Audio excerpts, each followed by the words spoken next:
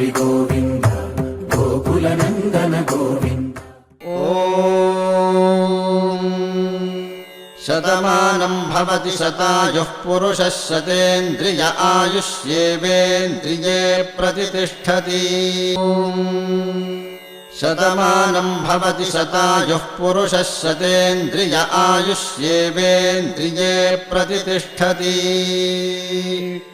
शतमानं भवति शतमानकं शतमानं भवति शतायुः शतायुर्भवति शतमानकं शतमानं भवति शतायुः शतमानमिति शतमानं भवति शतायुः शतायुर्भवति भवति शतायुः पुरुषः पुरुषः शतायुर्भवति भवति शतायुः पुरुषः शतायुः पुरुषः पुरुषः शतायुः शतायुः पुरुषः शतेन्द्रियः शतेन्द्रियः पुरुषः शतायुः शतायुः पुरुषः शतेन्द्रियः शतायुरिति शतायुः पुरुषः शतेन्द्रियः शतेन्द्रियः पुरुषः पुरुषः शतेन्द्रिय आयुष्यायुषि शतेन्द्रियः पुरुषः पुरुषः शतेन्द्रिय आयुषि शतेन्द्रिय आयुष्यायुषि शतेन्द्रियः शतेन्द्रिय आयुष्येवैवायुषि शतेन्द्रियः शतेन्द्रिय आयुष्येव शतेन्द्रिय इति शत